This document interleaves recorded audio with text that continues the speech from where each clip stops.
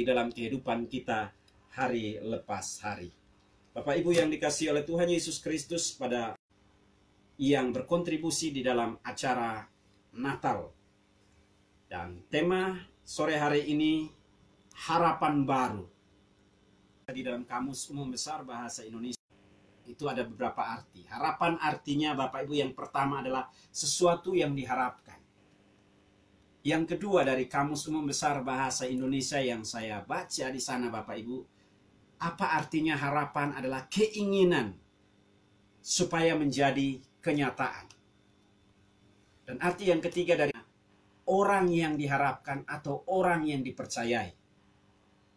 Permasalahannya Bapak Ibu yang dikasihi oleh Tuhan Yesus Kristus, banyak orang hari ini memiliki jalan hidup yang tidak baik.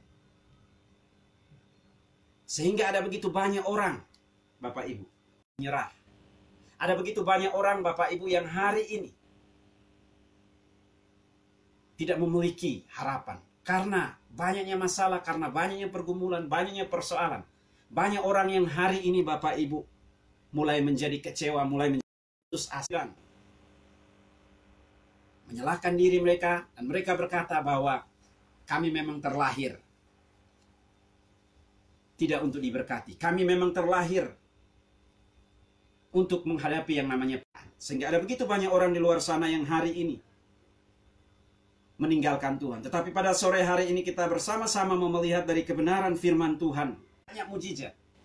Terlepas dari orang-orang di luar sana yang memperkatakan hal-hal yang negatif terhadap diri dan hidup mereka ketika mereka diperhadapkan dengan tantangan, pergumulan dan persoalan, seolah-olah jalan buntu, seolah-olah mengalami jalan buntu dalam kehidupan mereka, keluarga mereka, rumah tangga mereka. Saya mau katakan kepada kita pada sore hari ini bahwa masih ada mujizat. Harapan baru masih tersedia bagi saya dan Bapak Ibu Saudara sekalian. Karena itu bagian firman Tuhan sore hari ini sama-sama belajar bagaimana Bapak Ibu, bagaimana kita menggapai harapan baru di tengah-tengah dilema sebagaimana yang dialami oleh Yusuf. Jadi pertanyaannya ini Bapak Ibu, bagaimana kita menggapai harapan baru di tengah-tengah dilema yang dialami seperti Yusuf.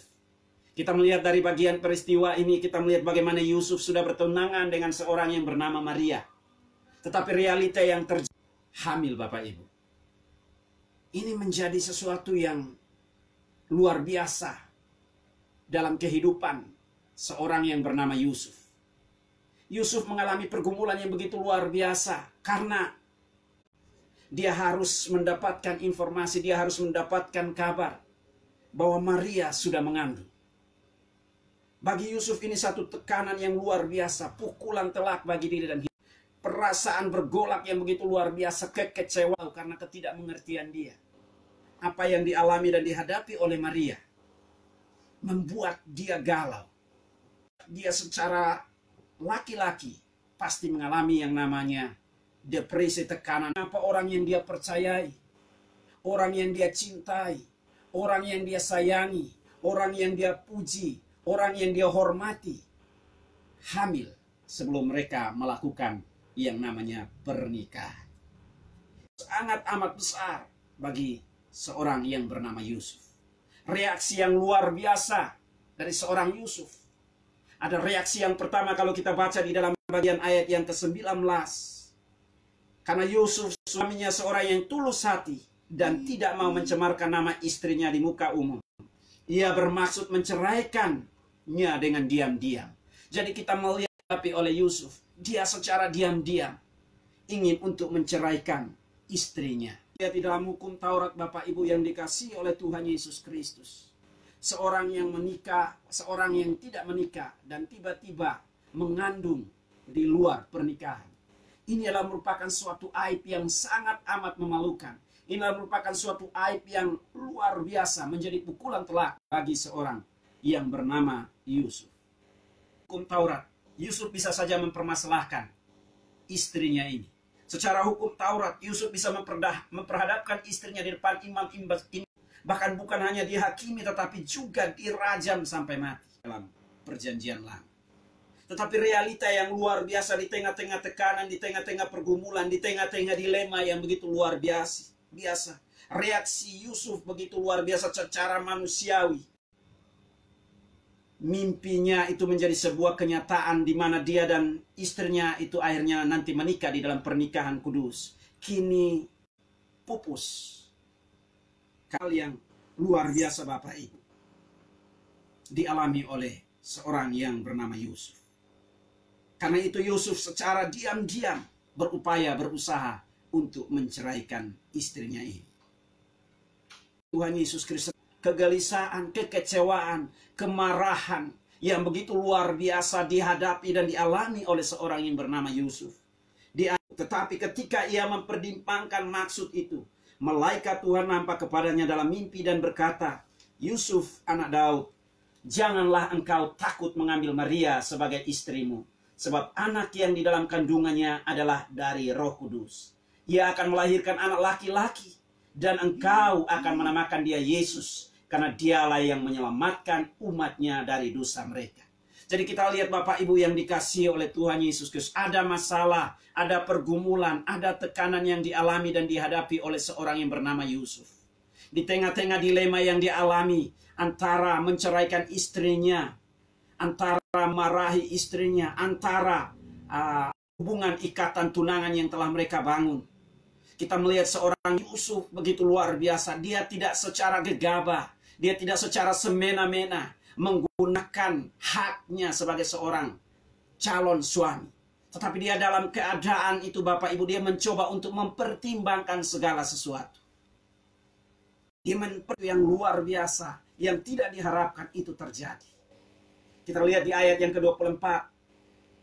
Kita lihat di sini Bapak Ibu, ketika dia mempertimbangkan ini, kita tutup Bapak Ibu selama kurang lebih 400 tahun. Masa jeda yang begitu luar biasa cukup baru. Ada masa jeda selama 400 tahun di mana Tuhan tidak menyatakan dirinya kepada siapapun. Tuhan tidak berbicara kepada siapapun.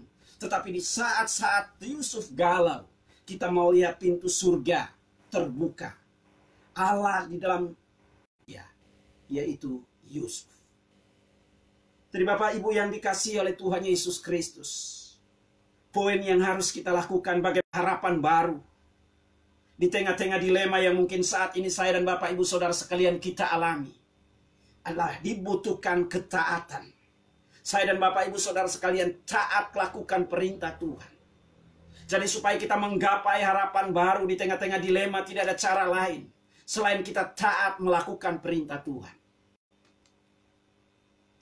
Hilangnya harapan, hilangnya cita-cita, hilangnya impian, hilangnya semua yang kita impikan, semua yang kita rindukan, semua yang kita cita-citakan, karena kita tidak pernah taat melakukan perintah Tuhan.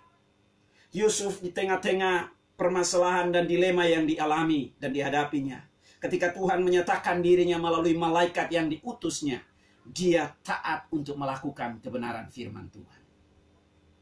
Ayat yang ke-24, sesudah bangun dari tidurnya, Yusuf berbuat seperti sebagai istrinya, tetapi tidak bersetubuh dengan dia sampai ia melahirkan anaknya laki-laki, dan Yusuf menamakan dia Yesus.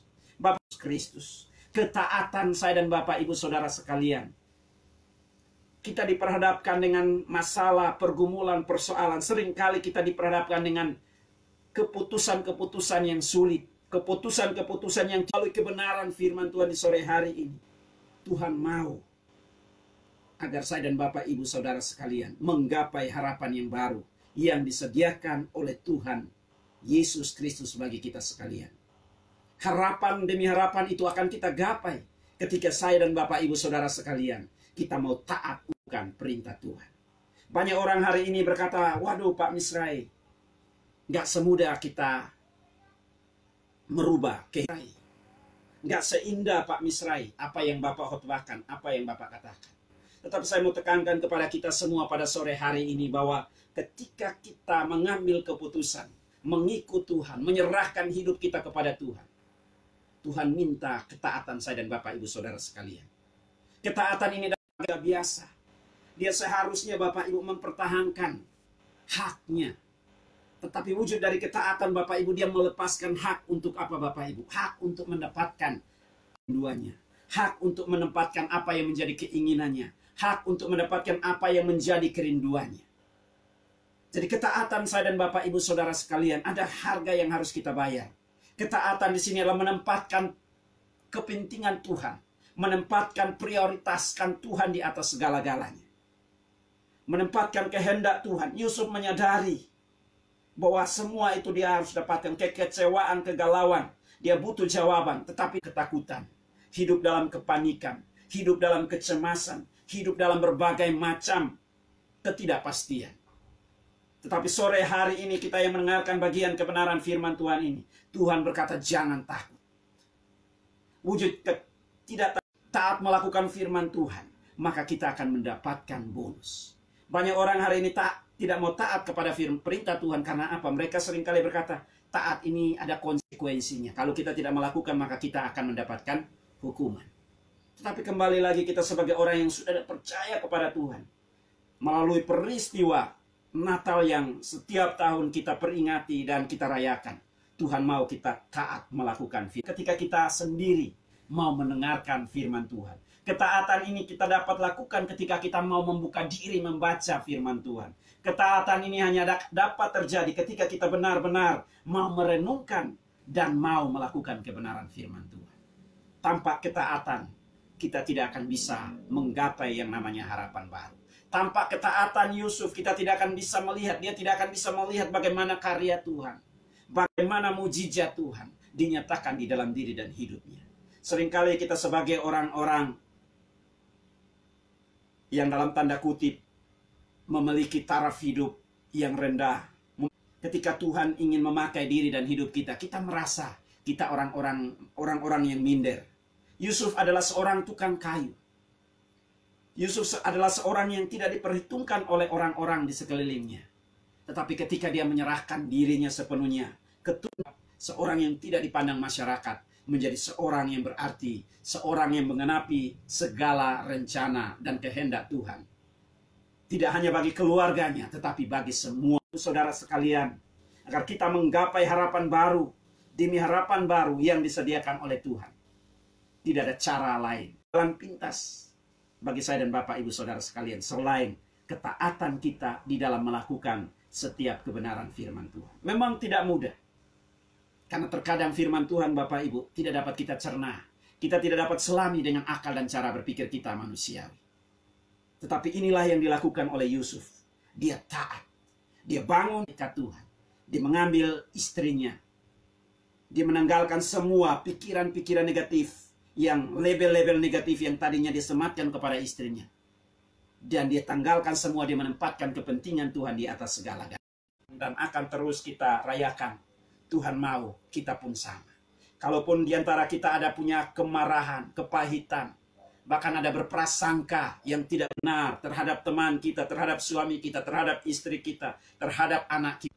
Natal secara khusus bagian kebenaran firman Tuhan pada sore hari ini.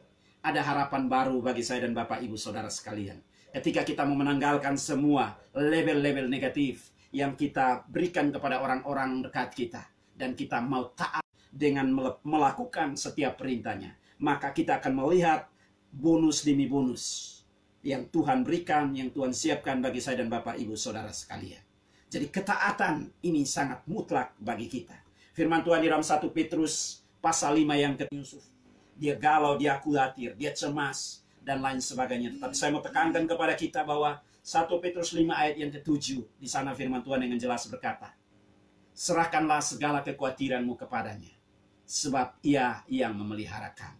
Firman Tuhan dengan jelas, ketika kita khawatir, ketika kita cemas, ketika kita kecewa, ketika kita diperhadapkan dengan berbagai macam kesulitan dan dilema-dilema yang tidak dapat kita jalan pintas. Jangan pernah kita menggunakan cara berpikir kita untuk menyelesaikannya, sebab kita menyelesaikannya. Tapi tunduk dalam ketaatan, bertanya kepada Tuhan, Tuhan, apa yang menjadi rencanamu? Apa yang menjadi kehendakmu bagi saya dan suami saya, bagi saya dan istri saya, bagi usaha saya, bahkan bagi kondisi dan situasi yang saat ini saya alami. Saya mau taat hanya kepada Tuhan. Saya mau berserah hanya kepada Tuhan, karena saya tahu bahwa Tuhan satu-satunya jawaban. Maka kita akan menggapai harapan demi harapan yang baru yang dipersiapkan Tuhan bagi saya dan Bapak Ibu Saudara sekalian. Kasih oleh Tuhan Yesus Kristus. Oleh Tuhan Yesus Kristus. Bagaimana supaya saya dan Bapak Ibu Saudara sekalian menggapai harapan yang baru sebagaimana yang dialami dan dihadapi oleh seorang yang bernama Yusuf dari bagian firman Tuhan yang kita baca. Yang kedua adalah Bapak Ibu memiliki keyakinan. Mungkin kita berkata, Pak Misrai, saya sudah taat melakukan semua titah dan perintah Tuhan. Saya sudah melakukan apa yang Tuhan sabdakan, apa yang Tuhan perintahkan kepada saya. Tetapi saya belum menggapai harapan demi harapan, impian demi impian yang Tuhan wujud nyatakan dalam kehidupan rumah tangga saya, pekerjaan saya, usaha saya, pelayanan saya, dan semua yang saya rindukan, semua yang saya impikan. Masalahnya di mana, Pak Misrai? Masalahnya Bapak Ibu, karena kita tidak meyakini. Saya dan Bapak Ibu Saudara sekalian yang dikasihi oleh Tuhan Yesus Kristus, kita harus meyakini janji Tuhan. Di bulan Desember ini Bapak Ibu yang dikasihi oleh Tuhan Yesus Kristus, seluruh umat Kristiani di seluruh belahan dunia merayakannya ulang tahun Tuhan. Kristiani yang hari ini Bapak Ibu mempersiapkan diri untuk menyambut yang namanya. Tetapi Bapak Ibu yang dikasihi oleh Tuhan Yesus Kristus, kita lihat bahwa dari bulan ke bulan, dari tahun ke tahun Bapak Ibu, ada begitu banyak orang Kristen hanya bereforia Bapak Ibu. Jadi bulan Desember tiba, banyak orang bereforia Bapak Ibu. Bereforia karena apa? Merayakan perayaan tahunan. Ada banyak orang yang bereforia melakukan perayaan tahunan, yaitu Natal. Ada juga begitu banyak orang Kristen di seluruh dunia yang hari ini merayakan yang namanya ritual keagamaan. Ada begitu banyak orang Kristen yang hari ini Bapak Ibu terjebak dengan yang namanya seremoni keagamaan. Sehingga makna Natal itu tidak mereka alami. Sekalian, makna Natal. Apa makna Natal saya dan Bapak Ibu Saudara sekalian? Dari bagian firman Tuhan yang kita baca, kita renungkan bersama-sama sore hari ini. Makna Natal bagi saya dan Bapak Ibu Saudara sekalian, kalau hanya sekedar euforia, kalau hanya sekedar ritualisme keagamaan, kalau hanya sekedar seremoni keagamaan, maka kita tidak akan pernah mencapai, bahkan menggapai harapan-harapan baru yang disediakan di dalam Yesus Kristus Tuhan. Bagi saya Bapak Ibu, ketika saya mempersiapkan bagian firman Tuhan ini, makna Natal bagi saya adalah terbukanya pintu surga. Terbukanya pintu surga. Di mana 400 tahun yang silam, antara masa PB dan perjanjian baru, perjanjian lama dan perjanjian baru, di sana masa jeda di mana Tuhan tidak menyatakan dirinya, Tuhan tidak berbicara kepada nabi siapapun. Tuhan sendiri mengambil inisiatif hadir di tengah-tengah dunia ini, menggenapi segala rencana, menggenapi semua janji-janjinya, menggenapi semua nubuatan-nubuatan yang dinubuatkan oleh para nabi. Inilah makna Natal. Makna Natal bagi saya, Bapak Ibu Saudara sekalian, adalah harapan baru. Harapan baru yang disediakan di dalam satu-satunya pribadi, yaitu Tuhan Yesus Kristus. Mengapa Bapak Ibu Saudara sekalian? Mengapa hari ini Bapak Ibu, makna Natal itu begitu penting bagi kita? Pertama Bapak Ibu, makna Natal begitu penting bagi kita karena terjadi yang namanya rekonsiliasi. Terjadi yang namanya pemulihan. Pemulihan yang pertama yaitu antara Allah dan manusia. Manusia dan Allah. Yusuf di sini. Dan juga Maria yang kita baca. Firman Tuhan di sana dengan jelas bahwa dia akan menyelamatkan umatnya dari dosa mereka. Jadi ini ada harapan baru. Harapan lama, Bapak Ibu, manusia hidup mengikuti hawa nafsunya. Harapan lama manusia hidup di dalam dosa. Harapan lama manusia hidup di dalam berbagai macam pemberontakan, kejahatan. Sehingga mereka tidak melihat kasih kuasa Tuhan dinyatakan di dalam hidup mereka.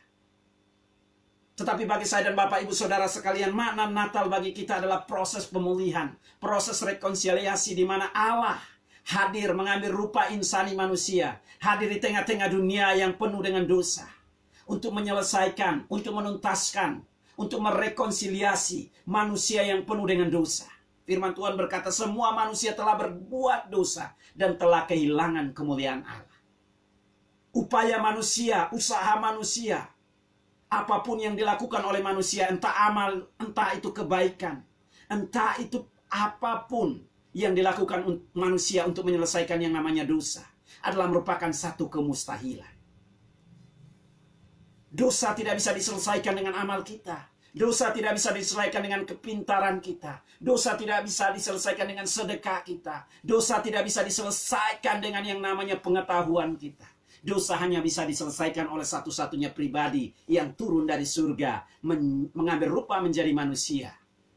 Dia manusia yang tidak berdosa. Hanya orang yang berdosa, orang yang tidak berdosa yang mampu menanggung yang tidak berdosa. Dan dia adalah Yesus Kristus Tuhan. Dia hadir di tengah-tengah dunia ini untuk merekonsiliasi hubungan saya dan Bapak Ibu Saudara sekalian. Supaya hubungan kita menjadi dekat dengan Allah. Itu sebabnya dia hadir, dia mau untuk memberikan harapan baru bagi saya dan Bapak Ibu Saudara sekalian. Banyak orang menjadi stres, banyak orang menjadi depresi yang dilakukannya. Baik yang dilakukan secara sadar, baik yang dilakukan secara tidak sadar. Dosa ini telah menyandra seluruh totalitas kehidupan manusia. Manusia dipenjara karena dosa. Tetapi Allah mengambil rupa insani manusia, hadir di tengah-tengah dunia ini. Itu sebabnya di dalam Lukas pasal yang kedua ayat yang ke-10, Bapak Ibu yang dikasihi oleh Tuhan Yesus Kristus. Di sana firman Tuhan jelas berbunyi demikian. Lalu kata malaikat itu kepada mereka, jangan takut, sebab sesungguhnya untuk seluruh bangsa, hari ini telah lahir bagimu Juru Selamat, yaitu Kristus Tuhan di kota Daud. Jadi Bapak Ibu yang dikasihi oleh Tuhan Yesus Kristus, hari ini telah lahir bagimu Juru Selamat, yaitu Kristus Tuhan di kota Daud. Kata Juru Selamat menyelamatkan saya dan Bapak Ibu Saudara sekalian. Juru Selamat artinya orang yang ahli untuk selamat. Dia menyelamatkan kita baik secara jasmania maupun secara rohania. Itu sebabnya firman Tuhan di dalam Yohanes 10 ayat 10. Di sana dengan jelas firman Tuhan berkata untuk mencuri, membunuh dan membinasakan. Tetapi Yesus berkata, aku datang supaya mereka mempunyai hidup dan mempunyainya di dalam segala kelimpahan. Inilah berita Bapak Ibu. Berita terakbar, berita terbesar. Berita ini yang harus kita deklarasikan. Berita ini yang harus kita proklamirkan. Berita ini yang harus kita ceritakan. Berita ini yang harus kita bagikan. Karena umat manusia tidak akan mampu melepaskan dirinya. Siapapun dia, dari manapun latar belakangnya, apapun statusnya, dia tidak akan mampu melepaskan dirinya dari yang namanya DOS. Upah dosa adalah maut. Tetapi kasih karunia Allah ialah hidup yang kekal di dalam Kristus Yesus Tuhan. Jadi kita melihat Bapak Ibu yang harus kita peringati. Inilah momen Natal yang harus selalu senantiasa kita dengungkan. Yesus lahir di hati kita. Dia memberikan harapan yang baru. Bukan harapan yang palsu. Harapan yang baru. Dan harapannya itu pasti. Ya dan amin. Tetapi juga Bapak Ibu akan merekonsiliasi hubungan antara dirinya. Antara kita dan Allah. Tetapi Yesus juga.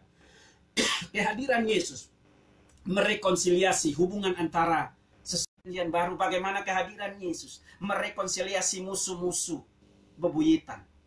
Herodes, kita lihat bagaimana Herodes dan kehadiran Yesus merekonsiliasi dua orang ini. Dua orang yang bermusuhan akhirnya menjadi sahabat. Rekonsiliasi kehadiran Yesus juga merekonsiliasi Barabas. Dia dibebaskan. Kita lihat di sebelah kiri kanan Yesus. Di sana juga kita lihat ada orang yang dibebaskan. Hari ini juga ketika engkau percaya kepadaku, engkau bersama aku di dalam Taman Firdaus.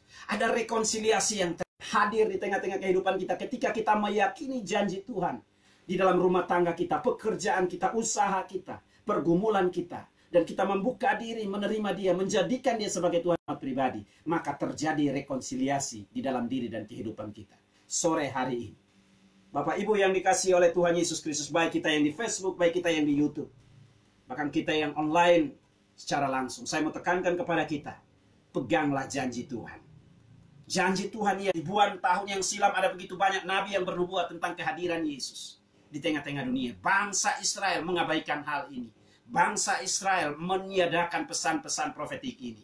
Tetapi momen ini, hari ini, pesan profetik ini diwujud nyatakan, direalisasikan di dalam satu-satunya pribadi yang mampu melepaskan saya dan Bapak Ibu. Apapun pergumulanmu, apapun persoalanmu, ketika hari ini kau membuka diri menerima Yesus Kristus sebagai Tuhan dan Juru Selamat pribadi, engkau meyakini janjinya mampu melepaskan engkau, maka benar-benar melihat harapan baru yang ditata oleh Yesus dari masa ke masa, dari hari ke hari, sehingga engkau hidup berkemenangan dan engkau menjadi berkat bagi Bapak Ibu yang dikasihi oleh Tuhan Yesus Kristus. Di dalam Ibrani pasal yang ke-11 ayat yang ke-6, saya ingin bacakan bagi kita sekalian Bapak Ibu yang dikasihi Tuhan.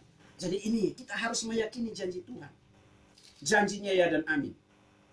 Ibrani pasal 11 ayat yang ke-6, demikian firman Tuhan. Tetapi tanpa iman, dia harus percaya bahwa Allah ada dan bahwa Allah memberi upah kepada orang-orang yang sungguh mencari. Jadi kita lihat seorang Yusuf luar biasa Bapak Ibu. Dia berpaling di tengah-tengah kegalauan yang dia alami karena masalah hubungan dia dan Maria. Kita memperhitungkan itu sebagai sebuah kebenaran.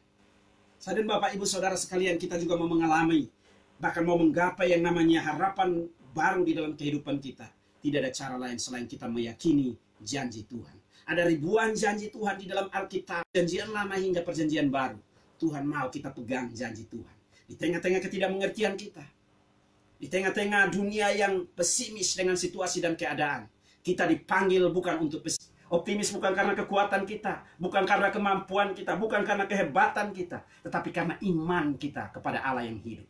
Allah yang telah berinkarnasi menjadi manusia, mengambil bagian-bagian yang tidak dapat kita selesaikan dengan semuanya bagi saya dan Bapak Ibu Saudara sekalian. Jadi Bapak Ibu yang dikasihi oleh Tuhan Yesus Kristus mau mengalami, mau menggapai harapan baru, dari pegang erat janji Tuhan. Dan Bapak Ibu akan melihat mujizat demi mujizat, tanda heran demi tanda heran, sebagaimana yang dialami, yang kita baca dan kita renungkan pada sore hari ini. Poin yang ketiga Bapak Ibu yang dikasihi oleh Tuhan Yesus Kristus. Mungkin orang berkata, Pak Misrai, saya sudah melakukan kedua poin ini dalam kehidupan saya, keluarga saya, usaha saya, pekerjaan saya, bahkan setiap tugas yang dipercayakan kepada saya. Tapi saya mau tambahkan bahan perenungan firman Tuhan yang saya persiapkan Bapak Ibu dari bagian yang sudah kita baca. Ini adalah harapan baru di tengah-tengah dilema sebagaimana yang dialami oleh Yusuf. Maka firman Tuhan meminta kepada saya dan Bapak Ibu Saudara sekalian. Jadi poin yang ketiga, karena ada apanya. Bapak Ibu yang dikasihi oleh Tuhan Yesus Kristus, banyak orang Kristen hari ini menjadi kecewa dan meninggalkan Tuhan, undur dari Tuhan, karena Bapak Ibu, dia hidup memanipulasi dirinya. Kita melihat dari seorang Yusuf dan Maria, mereka tidak mencoba untuk memanipulasi diri mereka. Ketika firman Tuhan datang kepada Maria, kalau Bapak Ibu membaca di dalam Lukas pasal yang pertama ayat yang ke-26 sampai dengan ayat yang ke-36, kita melihat di sana bagaimana Maria dalam keadaan yang terkaget-kaget karena dia melihat dirinya, dia nggak layak, dia nggak pantas untuk menerima kasih Maria. Apa yang kelihatan mustahil bagi kamu, tidak bagi Tuhan. Maria berkata, bagaimana mungkin saya seorang yang belum menikah? Bagaimana mungkin saya seorang yang belum bersuami bisa melahirkan seorang bayi? Tetapi malaikat Tuhan berkata kepada apa yang tidak mungkin bagi manusia, itu mungkin bagi Tuhan. Sore hari ini Bapak Ibu yang dikasihi oleh Tuhan Yesus, kita ambil Bapak Ibu yang dikasihi oleh Tuhan Yesus Kristus. Tuhan mau kita hidup apa adanya di hadapan hadirat Tuhan. Kenapa banyak mujizat tidak terjadi dalam kehidupan orang-orang percaya akhir-akhir ini Bapak Ibu? Karena apa Bapak Ibu? Mereka coba Bapak Ibu mengkamuflase, memanipulasi segala sesuatu. Kita dipanggil Bapak Ibu hidup apa adanya. Ketika kita dipanggil Bapak Ibu, ada begitu banyak persaingan. Ada begitu banyak orang melayani Bapak Ibu. Walaupun bukan karunianya, walaupun bukan talentanya di bagian itu Bapak Ibu, dia memaksakan diri untuk melayani di situ. Sehingga akhirnya membuat dia menjadi stres, membuat dia menjadi depresi, membuat dia Bapak Ibu menjadi canggung. Karena dunia hari ini Bapak Ibu, dunia di mana kita hidup hari ini menawarkan begitu banyak hal. Menjakan saya dan Bapak Ibu Saudara sekalian, ukuran nyata. Dia mau lihat sesuatu yang dapat ditangkap dengan kasat mata. Sehingga di sana sini Bapak Ibu terjadi persaingan satu dengan yang lain. Sikut sana tidak terlepas di dalam ladang pelayanan. Dan juga di dalam kehidupan orang-orang yang mengaku percaya kepada Tuhan Yesus Kristus. Saya dan Bapak Ibu Saudara sekalian, kita dipanggil Bapak Ibu untuk hidup apa adanya. Tapi Tuhan tidak melihat kafir. Banyak dunia hari ini terkesima dengan kafir Bapak Ibu. Tetapi Tuhan melihat hati. Hati saya dan Bapak Ibu Saudara sekalian. Kita lihat dari bagian firman Tuhan yang kita baca. Bagaimana Yusuf. Yusuf dia terbuka, dia khawatir, dia datang kepada Tuhan. Bagaimana ini dia mempertanyakan situasi dan keadaan. Tetapi dalam ketidakmengertian dia sadar bahwa dia harus hidup apa adanya. Dia tampil apa adanya. Bapak Ibu yang dikasihi oleh Tuhan Yesus Kristus. Saya dan Bapak Ibu Saudara sekalian, kita dipanggil Bapak Ibu tampil apa adanya. Firman Tuhan Bapak Ibu, saya dan Bapak Ibu Saudara sekalian di dalam 2 Korintus pasal 3 ayat yang ketiga. Saya mau bacakan bagi kita. Kita adalah suratan Kristus yang dapat dibaca oleh semua orang. 2 Korintus pasal yang ketiga Bapak Ibu yang dikasihi oleh Tuhan Yesus Kristus. Di sana firman Tuhan berkata bahwa saya dan Bapak Ibu Saudara sekalian, kita adalah suratan Kristus yang dapat dibaca oleh semua. Karena telah ternyata bahwa kamu adalah surat Kristus yang ditulis oleh pelayanan kami. Ditulis bukan dengan tinta, tetapi dengan roh dari Allah yang hidup. Bukan pada loh-loh batu, melainkan pada loh-loh daging. Yaitu di dalam Kristus yang dapat dibaca oleh orang. Karena itu kita hidup harus apa adanya. Inilah hidup kita. Kita harus menjadi cerminan, kita harus menjadi contoh, kita harus menjadi teladan. Kalau kita marah kepada suami kita, kita katakan saya marah. Kita marah. Pelayanan yang saya layani, ada di dalam masa pandemi, saya dan istri kami melayani keluarga-keluarga Kristen. Banyak yang jaim Bapak Ibu. Kita dengan Tuhan gak perlu jaim Bapak Ibu. Tampil terhambatnya seseorang tidak menggapai apa hidup jaim dengan Tuhan. Nah, saya mau tekankan kepada kita semua sore hari ini, apapun masalahmu, apapun persoalanmu, pergumulannya, ketika engkau tidak jaim dengan Tuhan, tetapi engkau terbuka dengan Tuhan. Tuhan, inilah hidupku, inilah bebanku, inilah persoalanku, inilah aku adanya. Bapak Ibu yang dikasihi Tuhan, seluruh totalitas kehidupan kita. Itu sebabnya sekali lagi saya tekankan, mari kita jangan jaim dengan Tuhan. Mari kita terbuka dengan Tuhan. Firman Tuhan, undangan Yesus di dalam Matius pasal 11. Ayat yang ke-28. Yesus secara terang dan berbeban berat. Aku akan memberikan kelegaan kepadamu. Jadi Bapak Ibu yang dikasihi oleh Tuhan Yesus Kristus. Ini ajakan Yesus. Bagi saya dan Bapak Ibu Saudara sekalian. Momen Natal diperingati setiap bulan Desember. Momen Natal itu diperingati setiap saat, setiap waktu. Tuhan minta kita apa adanya di hadapan hadirat Tuhan. Kita punya kekurangan, kita punya bawa itu dan serahkan kepada Tuhan. Dia sanggup memulihkan seluruh totalitas kehidupan kita. Biarlah kiranya kebenaran firman Tuhan yang sore hari ini kita dengar bersama-sama. 3 poin ini, dari 3 poin firman Tuhan ini Bapak Ibu saya terinspirasi. Bukan seberapa lama kita ada di jalan mana, tetapi seberapa lama kita berjalan dengan siapa. Itu menentukan. Bukan seberapa lama saya dan Bapak Ibu Saudara sekalian kita menjadi Kristen, menjadi orang percaya, tetapi seberapa lama kita berjalan dan bergandengan tangan dengan siapa yang kita percayai, siapa yang kita andalkan. Itu akan memampukan saya dan Bapak Ibu Saudara sekalian menggapai harapan baru, demi harapan baru yang Tuhan buat di dalam rumah tangga kita, pekerjaan kita, usaha kita, pelayanan kita, bahkan di dalam setiap kita. Kiranya Tuhan Yesus Kristus memberkati kita. Amin.